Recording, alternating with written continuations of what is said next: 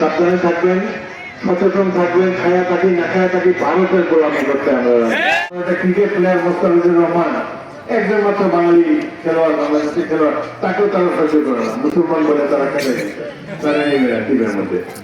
বাংলাদেশ সরকার বলতে আমরা খেলতেই যাবো না তোমাদের ওখানে ভারতে। এই হচ্ছে মন মানসিকতা। শত শত খেলোয়াড় ওখানে ক্রিকেট খেলতেছে, একটা মাত্র বাংলাদেশিকে তারা সহ্য করতে পারে না। এই দেশ শেখ হাসিনাকে ক্ষমতায় রেখেছে 16 বছর অন্যায়ভাবে জুলুম জালিয়াতি ভোটের মাধ্যমে। এখন যে পরাজয় হয়েছে, বিতাড়িত হয়েছে, সে আবার পাশের দেশে যায় উঠছে, আবার ভারতে মোদী বাবু তাকে জায়গা দিচ্ছে।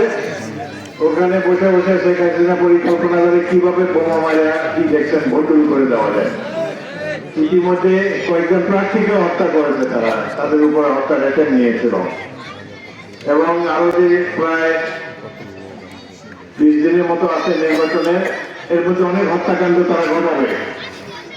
ভারতের নির্দেশে আওয়ামী লীগ অনেক মানুষ মারবে, বাইরের পৃথিবীকে দেখাবে যে এই দেশে শান্তিপূর্ণ নির্বাচন হয় না। অতএব আপনারা সাবধানে থাকবেন, সচেতন থাকবেন। খায়া থাকি না খায়া থাকি ভারতের গোলামি করতে আমরা এই দেশের জন্য যুদ্ধ করেছি, যুদ্ধে আহত হয়েছিলাম, রক্ত দিয়েছি। একটা স্বাধীন বাংলাদেশ, সার্বভৌম বাংলাদেশ দেখতে চাই, যে বাংলাদেশে বৈষম্য থাকবে না। আমাদের দলের নেতা কর্মী কেউ যদি উল্টাপাল্টা কাজ করে থাকে, বাংলাদেশে অন্য যে কোনো এলাকার থেকে কম আছে এখানে। এই যে ট্রাক বা টেম্পু স্ট্যান্ড আছে, সব জায়গায় টাকা দিতে হবে ক্ষমতাসীন দলকে। আওয়ামী লীগ টাকা নিচ্ছে, আমাদের দল কোনো টাকা এই স্ট্যান্ড থেকে উঠায় না। দলিলে যে সম্পত্তি হস্তান্তর হয়, দলিল লেখার ক্ষেত্রে একটা বড় অঙ্কের টাকা রেখে দেয় সরকারি দলের জন্য, যারা ক্ষমতায় থাকে। বিএনপি অনেকটা ক্ষমতায় আছে এখন, কিন্তু আমি বলেছি কোনো টাকা পয়সা নেওয়া যাবে না সাধারণ মানুষের কাছ থেকে। এইভাবে কোন দুর্নীতিকে আমি প্রশ্রয় দেয়নি।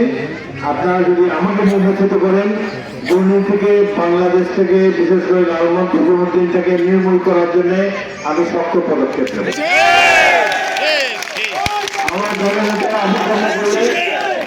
আমার দলের নেতারা অপকর্ম করলে কখনোই এটা আমি সহ্য করবো না। আমি তো 6 বার এমপি হয়েছি, 2 বার মন্ত্রী হয়েছি, বাংলাদেশ প্রতিনিধি দলের নেতৃত্ব করেছি জাতিসংঘে 2 বার। একটা ইউনিয়ন চেয়ারম্যান হলেও তো তার বাড়িতে দালান উঠে যায়। আমি তো কোনো টাকা পয়সা এইভাবে পাই। এই যে 5টা কলেজ করেছি, 500 লোককে চাকরি দিয়েছি, একজনের কাছ থেকে 5 লাখ টাকা করে নিলে যে কত কোটি টাকা হতো। বিশেষ করে দেখেন চতুর্দিকে কোন নিয়োগ পাইতে মেজর-অফিসকে 1 পয়সা কাউকে দিতে হয়েছে।